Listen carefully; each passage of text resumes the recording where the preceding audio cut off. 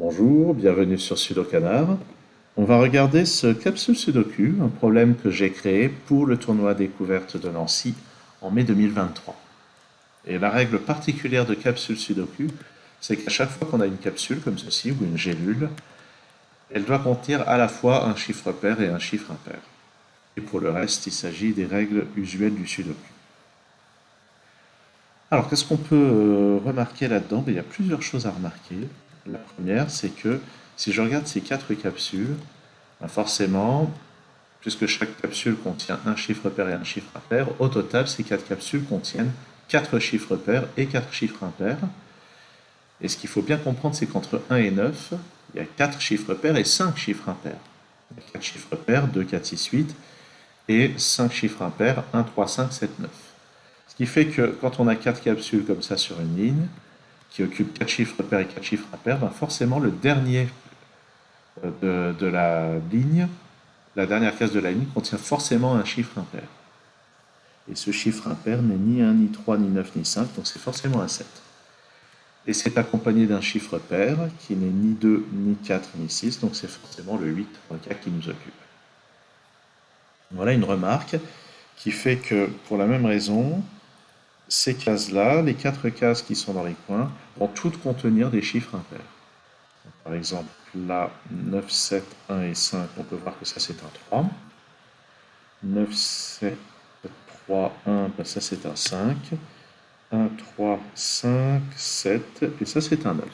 Donc dès le début, on a le contenu de ces cases-là. Et si on continue un petit peu sur cette ligne, on voit qu'on a déjà presque tous les chiffres impairs. Il y a juste le 5 qu'on n'a pas placé. Et cette capsule doit contenir un 5, donc il est là. De la même manière, cette colonne, on a déjà localisé 4 chiffres impairs. Il nous reste à placer le 7. Et on a besoin d'un chiffre impair dans cette capsule, donc le 7 est là. Dans cette colonne, on a déjà le 3, le 5, le 7. Il nous reste à placer 1 et 9. Il se trouve qu'on a besoin de deux chiffres impairs dans ces capsules-là. Et avec le 1 qui est là, c'est le 9 ici et le 1 là. Et on va compléter la colonne avec ce 2. Sur cette ligne 3, 7, 9, 5, il nous reste à placer le 1. Et il nous faut un chiffre impair dans cette capsule, donc c'est le 1. Voilà un début. Donc si on a bien compris comment fonctionnent ces histoires de parité, on voit qu'il y a plein de chiffres qui sont disponibles très rapidement sur le pourtour. Maintenant, sur cette ligne, il nous manque le 4, le 6 et le 8. Avec ça, le 6 est ici. Et pour le 4 et le 8, pour le moment, je vais les noter au titre de candidat. Sur cette ligne, ici, il nous manque le 2, le 4 et le 6. Et en fait, donc, si on regarde les 4 ici, on voit que le 4 est ici. Et ce 4, on aurait pu le placer dès le début, juste par un raisonnement de Sudoku, pour être honnête. Ça, c'est un 2 et un 6, mais il y a un 2 ici. Enfin, sur cette colonne, il nous manque 4, 6 et 8. J'ai 4 et 6 ici, donc ça c'est 8. Et ça c'est 4 et 6. Et je ne crois pas que pour le moment, on puisse faire plus dans l'immédiat. Bon. En tout cas, bon début déjà. Alors ce 1 qui n'est pas là, il vient ici. Ça c'est un 2 et un 5, je vais les noter. Ici, on peut remarquer une chose intéressante, c'est que là-dedans, forcément, il va y avoir un chiffre pair qui n'est ni le 8 ni le 2, donc ça va être un 4 ou 6, ça va être celui qui manque là-dedans. Ce qui fait que tous les chiffres pairs sont là-dedans.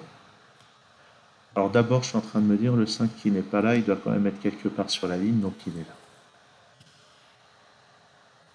Mais là où je voulais en venir, c'est que donc là, il y a 4 et 6 avec un chiffre impair, qui va être 3 ou 7, et l'autre chiffre impair, il est là. Ça, c'est un 3 ou un 7. Ensuite, il y a un 7 quelque part par là. Là-dedans, il me manque 2, 3 et 7. Il y a un 3 ici, donc le 3 vient là. Ça, c'est 2 et 7. Et c'est intéressant parce que le 7 n'est pas là. Donc on va le placer ici. Et ce chiffre n'est pas un 4. Et c'est un 6 ou un 8.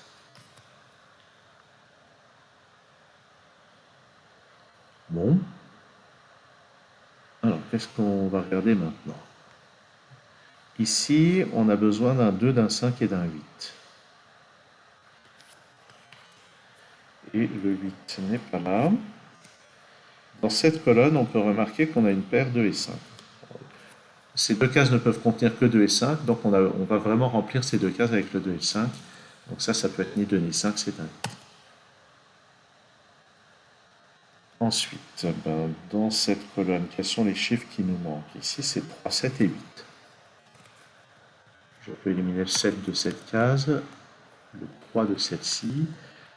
Dans ces deux cases, c'est un 6 et un 9. Alors, on ne connaît pas encore la parité de cette case, donc il reste un petit peu de travail pour remplir celle-ci. Alors là-dedans, qu'est-ce qu'on va avoir? Eh bien, ce qui est intéressant, c'est qu'il va y avoir un chiffre pair, forcément, puis un chiffre impair. Là, je ne fais qu'enfoncer des portes ouvertes. Mais si on regarde le bloc, dans le bloc, on a déjà le 2, le 4 et le 8. Donc le chiffre pair qui est là-dedans, c'est un 6. Donc là, j'ai un 6, et il va être, donc je vais le noter comme ceci, il va être avec un chiffre impair qui est soit 3, soit 5, soit 7. Ça ne nous renseigne pas beaucoup, en fait.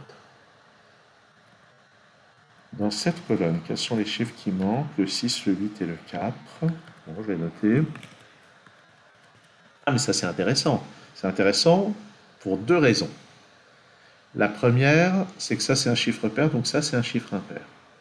Bon, il reste 3, 5, 7, 9, c'est pas si intéressant que ça. Mais là où ça m'intéresse surtout, c'est que là on a un triplé 4, 6 et 8, c'est-à-dire que, comme je disais précédemment avec le 2 et le 5 dans cette colonne, on a besoin des chiffres 4, 6 et 8 pour les remplir, donc on va vraiment placer les trois chiffres dans ces trois cases. Et en particulier, le 8 est dans une de ces deux cases. Donc il n'est pas là. Donc ça c'est un 6, ça c'est un 4, ça c'est un 8, ça c'est un 4. Pas de 6 là-dedans. Le 6 est en fait là. Et ça me résout l'ambiguïté entre le 9 et le 6. Ça c'est intéressant parce que maintenant ça c'est un chiffre impair. Ça n'est ni 7, ni 1, ni 5, donc c'est 3 ou 9. Et ce chiffre qui n'est ni 1 ni 9 et qui est un chiffre impair, c'est forcément 3, 5 ou 7. Ces trois chiffres ici sont 1, 5 et 9. On peut voir que celui-ci n'est pas un 1 à cause de ça. Et avec ces autres chiffres, j'élimine 5 de cette case et 9 de celle-ci.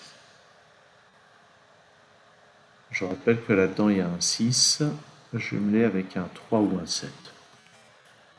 Les deux chiffres qui dépassent ici sont un 8 et un 9. Et là, on est un peu embêté, on ne sait pas ce qui vient avec lui. Sauf que si on regarde bien, si on fait un petit peu de sudoku, avec les deux qui sont là et là, on voit qu'il nous faut un 2 quelque part. On l'avait exclu de cette case à cause de la règle de capsule. Donc ça, c'est un 2. Ce qui fait que ça ne peut plus être un 8, ça doit être un chiffre impair, c'est le 9. Ça, c'est le 8. Maintenant, ce 8 interagit avec celui-ci pour aller placer un 8 dans cette case, qui lui va rebondir pour donner ce 7. Et regardons, sur cette ligne, il nous manque un 6 et 9. Donc ça c'est 6 ou 9, ça c'est un 6 ou 9.